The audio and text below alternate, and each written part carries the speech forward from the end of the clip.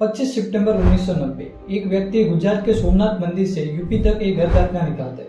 ये रथ यात्रा का लक्ष्य सिर्फ एक ही होता है, अयोध्या में मंदिर बनाना। ये रथ यात्रा 16 राज्यों से होकर जाने वाली थी। जैसे जैसे रथ यात्रा आगे बढ़ती है, लोग और ज्वाइन होते जाते हैं। दोस्तों, ये रैली जब बिहार पहुंचती है तो बिहार के चीफ मिनिस्टर इस रैली को रुकवा देते हैं और इस रैली के पीछे जो शख्स है उनको गिरफ्तार कर दिया जाता है। दोस्तों, ये वही शख्स है जिन्हें थोड़े दिन पहले हमारे प्राइम मिनिस्टर द्वारा भारत रत्न अवार्ड दिया गया है और इनके खिलाफ कई सारे ओपोजिशन लीडर ने सवाल भी उठाए। दोस्तों, आज के वीडियो में हम बात करने वाले हैं लाल कृष्ण आडवाणी जी के बारे में, उनके पॉलिटिकल करियर के बारे में, उनकी पर्सनल लाइफ के बारे में। तो चलिए दोस्तों, इस वीडियो को शुरू करते हैं बिना कोई देरी के। Lal Krishna Advani will be conferred the Bharat Ratna, which is the highest civilian award in India. Indian Prime Minister Narendra Modi announced it this morning. अफसोस की बात यह है कि नरेंद्र मोदी की हुकूमत उनको इस मुल्क का सबसे बड़ा सिविलियन अवार्ड भारत रत्न से नवाज रहे हैं। इससे देश को क्या पैगाम दे रहे हैं? Was something one loses control. Till today, frankly, I do not know. अदालत क्या इस बात का फैसला करेगी कि यहाँ पर राम का जन्म हुआ था कि नहीं हुआ था? मंदिर वही बनाएंगे, उसको कौन रोकेगा? लाल कृष्ण आडवाणी जी का जन्म 8 नवंबर 1927 कराची में हुआ था। उन्होंने अपनी स्कूलिंग सेंट पैट्रिक स्कूल से कंप्लीट की। लाल कृष्ण आडवाणी जी एक सिंधी फैमिली से बिलोंग करते थे, इसलिए उन्हें सिर्फ सिंधी और इंग्लिश आती थी।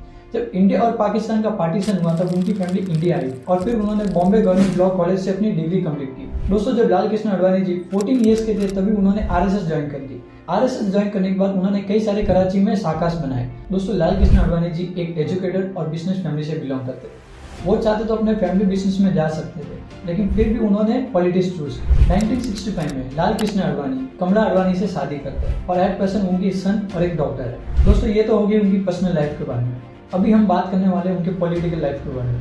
1951 में लाल कृष्ण आडवाणी जी बीजीएस भारतीय जन संघ में शामिल होते हैं।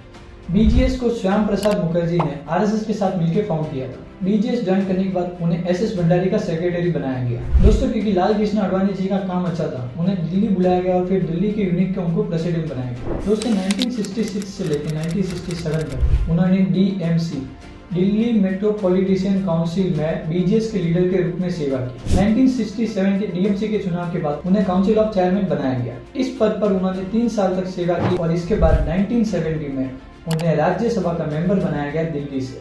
दोस्तों, 6 साल तक वो राज्यसभा के मेंबर रहे दिल्ली से और उसके बाद वो एक बार फिर से इलेक्ट हुए राज्यसभा के मेंबर, इस बार गुजरात से। दोस्तों, अगर आपको पता नहीं होगा तो 1975 में इंदिरा गांधी ने देश में इमरजेंसी डिक्लेयर किया था। इस इमरजेंसी डिक्लेरेशन में कई सारे ओपोजिशन लीडर्स को गिरफ्तार किया गया था और इसी में से एक थे एलके आडवाणी जी। अब ये इमरजेंसी क्यों, कब और किस लिए लगाई गई वो हम किसी और वीडियो में बात करेंगे। और इमरजेंसी के बाद इंदिरा गांधी की पार्टी को गिराने के लिए भारतीय जनसंघ और कुछ ओपोजिशन पार्टी मिलकर एक पार्टी बनाती है, जनता पार्टी।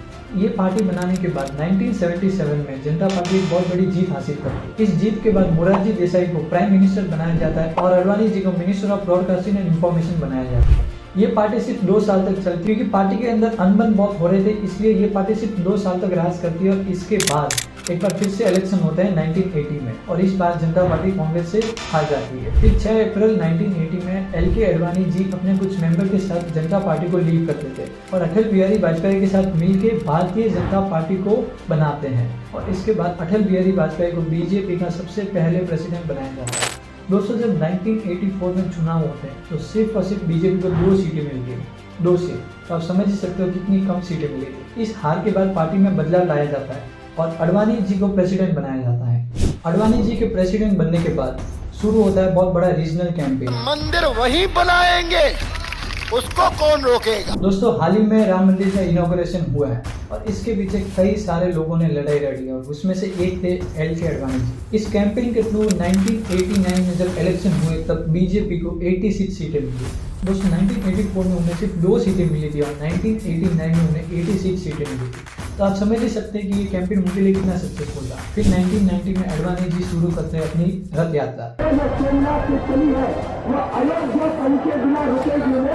तो मेरा अभिप्राय इस रथ से नहीं है, मेरा अभिप्राय अपने से नहीं है, मेरा अभिप्राय इस रथ यात्रा से है, इस लोक रथ यात्रा से जो अपने सामने देख रहा हूँ। दोस्तों जैसे वीडियो के स्टार्टिंग में हम बात किए थे कि गुजरात सोमनाथ मंदिर से लेकर यूपी तक की रथ यात्रा निकलने वाली थी और उस यात्रा को बिहार के चीफ मिनिस्टर लालू प्रसाद के द्वारा रुकवा दी जाती है। दोस्तों इस डिसीजन के बाद लालू प्रसाद को कई सारा क्रिटिसिज्म मिलता है हमारे हिंदुओं के द्वारा। 6 दिसंबर 1992 ये सबको याद होगा, इस दिन बाबरी मस्जिद को गिराया गया था। अब कई सारे लोगों का ये मानना था कि इसके पीछे एल.के. अडवाणी जी का हाथ है। लोगों ने एल.के. अडवाणी जी के इन्फ्लुएंस में आके ये सारा काम किया है। तो इसके बाद एल.के. अडवाणी जी पे केस दर्ज किए जाते हैं। लेकिन हाल ही में 2020 में सीबीआई ने कोर्ट को ये बताया कि बाबरी मस्जिद प्री प्लान नहीं था और इसके पीछे अडवाणी जी का कोई हाथ नहीं था। और सिर्फ यही नहीं, अडवाणी जी पे कई अलग अलग आरोप भी लगे। अभी तक उनका कई बार हवाला में नाम भी आया है। 1998 में जब एक बार फिर से चुनाव हुई तब बीजेपी ने एनडीए के साथ मिलकर इस चुनाव में बहुत बड़ी जीत हासिल की। इस जीत के बाद आपको लग रहा होगा कि एल.के. अडवाणी जी को प्राइम मिनिस्टर बनाया गया होगा, लेकिन नहीं दोस्तों, एल.के. अडवाणी जी ने खुद का नाम ना देकर अटल बिहारी वाजपेयी का नाम प्राइम मिनिस्टर कैंडिडेट के लिए दिया। इस फैसले के बाद पार्टी के कई सारे मेंबर अडवाणी जी पे नाराज भी हुए थे, लेकिन अडवाणी जी ने ये डिसीजन बहुत सोच समझ के लिया था। दोस्तों ये पार्टी 13 महीने तक सक्सेसफुली एक साथ चलती है। इसके बाद AIADMK अपना सपोर्ट वापस ले लेती है, जिसके कारण एक बार फिर से इलेक्शन होते हैं और इस बार बीजेपी मेजोरिटी के साथ जीतती है।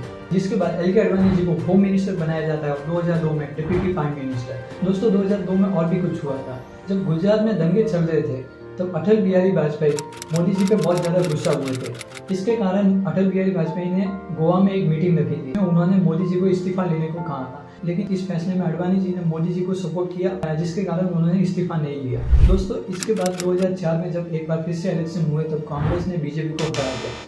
इस हार के बाद अटल बिहारी वाजपेयी ने पॉलिटिक्स से संन्यास ले लिया, जिसके बाद अडवाणी जी फिर से ऑपोजिशन पार्टी के लीडर बने। दोस्तों जब 2009 में एक बार फिर से इलेक्शन हुए तो बीजेपी कांग्रेस से हार जाती है और जब 2014 के इलेक्शन में बीजेपी जीतती है तो हमारे prime minister candidate PM Modi रहते हैं। दोस्तों अगर आपको पता नहीं होगा तो 2015 में अडवाणी जी को पद्म भूषण अवार्ड से स्वागत किया गया था और 2024 में भारत रत्न अवार्ड से स्वागत किया गया हमारे प्राइम मिनिस्टर द्वारा। दोस्तों अगर आपको ये वीडियो अच्छा लगा हो तो इस वीडियो को लाइक करें, शेयर करें, सब्सक्राइब करें। आपका सपोर्ट बनाए रखिए और एक बार फिर से मिलते हैं अगले वीडियो में। Thank you so much. जय श्री राम।